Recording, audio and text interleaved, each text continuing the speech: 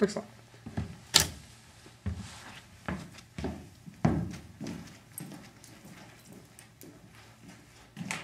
Hi, this is the stage reading for Jonathan's play, which I just forgot, had a break part. Hassle-free delivery. That was fun. And this is the cast.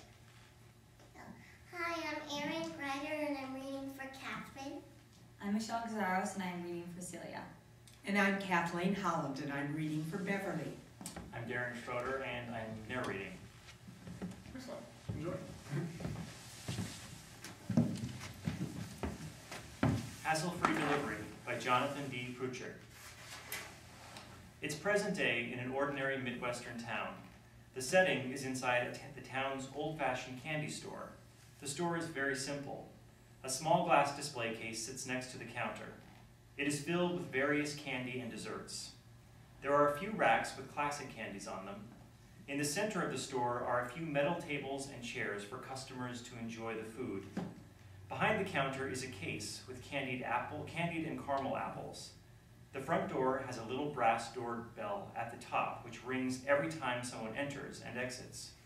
In the corner is an old wooden broom, and there is a cat lying in the window. Celia, the owner, is helping Catherine, a young girl, decide on what candy to buy. Catherine is looking into the glass display case with her hands and face touching the glass. I don't know. It all looks so good. Then pick one, darling. But if I pick something chocolatey, then I won't get anything fruity. And if I pick something fruity, then what about chocolatey? Celia turns around and pulls a caramel apple from the case behind the counter. What about a nice candied apple? I bet you will love this. I don't know. It's not real chocolatey.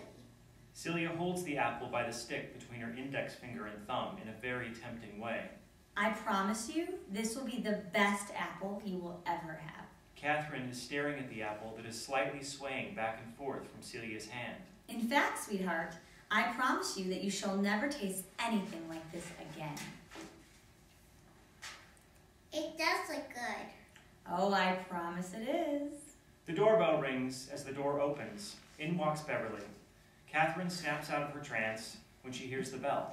She turns her head to see who came in. Kathy, dear, so good to see you. Celia doesn't look at Beverly. She stares at Catherine like prey. She still holds out the apple. Hi, Mrs. Morrison. Beverly picks up a bag of packaged candy. Why don't you try these instead? Don't worry, I'll pay for it. Why don't you run along and play with your friends? Thanks, Mrs. Morrison. My pleasure, dear. Run along. Catherine heads towards the door. Oh, Catherine, tell your father I said hello. He hasn't been in for a while. Okay, bye. She waves as she exits the store. The problem with children is even when they're gone, their presence is still here. Just look at my counter. Fingerprints and smears from that filthy little girl and her runny nose. Such selfish little creatures. We should dump them in the woods when they're babies, then only the smart and strong would come back. I almost had her, by the way. Children are wonderful, Celia. What would you have done? Poison her? Relax, Beverly. It would have just made her puff up a touch and turned her an embarrassing shade of red. Just long enough for her to hopefully realize what kind of a pig she is. Tempting little children with cursed apples is not very becoming of a witch, nor is it original. Well, it is good to see that you have not forgotten what being a witch was like. That was your spell, by the way. I haven't forgotten. I never could. Well, that is good to know. If our sisters were here, they would be ever so proud. Celia comes around the counter to clean off the glass. Beverly sits at one of the tables. I know this must be hard, being the last of your kind. Around here. The last of my kind around here. We are not dinosaurs, Beverly. My sisters and I are still strong in numbers. I know. I meant around here. I don't doubt your numbers. No, just our way of life. I'll have you know that the other sisters have just relocated to a place where mankind has yet to defile nature. A place like this, before they came. A place where nature does not live in fear. There's no need to be afraid of humans. Oh, so says the human. Did you come to remind me of the score? To remind me that I'm the last one around here? Because I realize that every day, Beverly. No, I came to ask you for a favor. Favor? Oh, it must be important for you to come here after nearly 40 years and to talk to this old dinosaur. You must feel like you are on your hands and knees. Tell me, Beverly, am I your last hope? I have no problem visiting you, Celia. Well, then let me guess. You finally tired of these people? You've come to your senses? Has being among them turned your stomach? God, it has mine. And frankly, if it has not been for the men of this town and their barbaric thirst for female flesh, then I would probably have to resort to some type of natural disaster just to satisfy myself. And believe me, the only real pleasure I get from physical contact with men is the jealousy it creates with their wives. I have not lost my affection for these people. I do not wish them harm, and I do not wish to make my time here a war with you or them. Answer me this. What is it about them that convinces you of this? Love, Celia. I fell in love. It was a powerful gift. Love, my dear, is a defect, an emotion that clouds decisions. We witches figured out long ago that love eventually always leads to destruction. It always ends. I remember teaching you that. I remember hearing your words, but I was listening to the feelings at the same time. One was just stronger than the other. The heart beats loud. The heart! God, well, I remember the time with the Indians, how we let them live here because they treated our earth with respect. And I remember when the Anglos came in their covered wagons. I felt your tears soak my gown as you cried in my lap when we saw them burn the earth to build their towns. It wasn't me that pitted the Indians against them. I wasn't alone when we sat above the trees and watched as your plan of revenge played out. I did not send those Indians to their death. I did not plan the deaths of those prairie children. Believe me, my heart was in it, and so was yours. I was wrong. I admit that. That was a long time ago, and we were never prepared to fight them forever. Forever was on our side. We could have. You gave up. You began believing what you were seeing. It wasn't until I spent time with them did I find I had been so wrong. There were good people among them. I noticed little trips you would take at night. I noticed how night after night those trips would grow longer and longer. I saw the direction you were headed. I thought at first it was mild curiosity, and so I let you be, thinking the whole time that you would come back. You could have spoken to me. By the time I realized what had happened, how far you had gone, what words could I have found? If it was to be your path, it was a path of suffering, and it was you alone that would walk it. It was never my penance, Celia. It was my choice. It was him, a man. You swallowed his poison. You were lost. Charles was a good husband and a good father. You must have seen something in him, or why did you agree to make me into a mortal? Perhaps at the time, I no longer thought of you as worthy of being my sister. But I was still your sister, and you would never have sent me into the mortal world if you didn't think it was right. You are bound by the covenant. Then why help me at all? Especially if it was hurting you to do so. The other sisters wanted to kill you. I was not prepared to go that far. I thought your request was the best compromise. Oh, this is the big problem with you, Beverly. You thought that falling in love made you special. There's not a single root beneath any tree. I wish you had realized that early on and saved everyone a whole lot of trouble. Everyone, or just you? Especially me.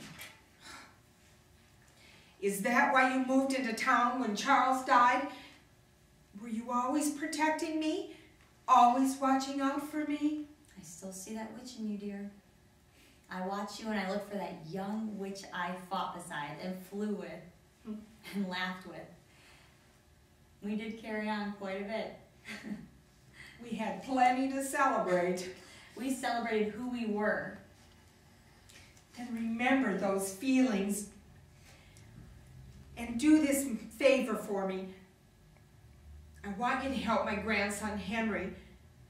He and his wife have tried to have children but are having trouble. They have exhausted their options in the world of science and medicine. Nothing has worked. I need you to perform that spell. What? Have you lost your mind? How can you ask me that? If you thought I would help you with something like this for a mortal, then you should have never come back. These are good people, Celia. They deserve to have a family, to experience the wonders of being a parent. Out of the question. I have no desire to see another mortal come into this world only to further destroy it. These are not strangers. They won't destroy anything. It's a favor for me. Was nothing you just said to me not true? So now is the time you choose to turn your back to me? Try not to forget who has stuck by you despite your mistake. And do not forget who still wields the power to remind you of your limits. You should not be so careless with questioning my integrity. The rule is a sister witch must help another sister witch if it's a true You desire. are so quick to embrace our codes, but you leave out the most important fact. You are no longer a sister to me, and therefore no longer entitled to any bonds we may have had. And you test my kindness further with every minute you stand here with this foolish request. I am no longer a witch, but I am a mother who has kept a secret of a beautiful woman in a candy store who never seems to age. That must count for something. Kept my secret? I'll have you know there's a decent amount of magic at work here, which reminds them to forget. All I'm saying is you weren't the only one protecting what they cared for. I never really turned my back on you either. You're asking me to create a life, and that is not cheap. There is not a single blade of grass that has not come from a dying leaf. The burden you hold is great. Do you have it in you to decide? Do you remember the balance that must be kept? Yes. There is balance to everything.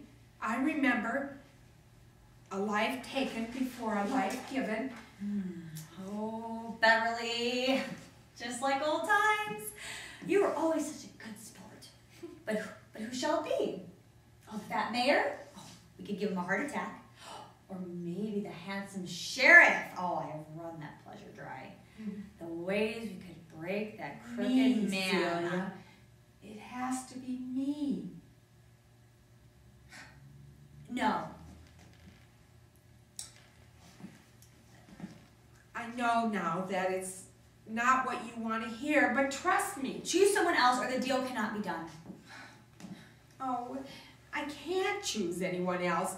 This is my sacrifice. Besides, I'm not getting any younger. And I can help you with that instead of this foolish idea. There's no reason to sacrifice yourself. No reason to die, Beverly. I won't be dying, Celia.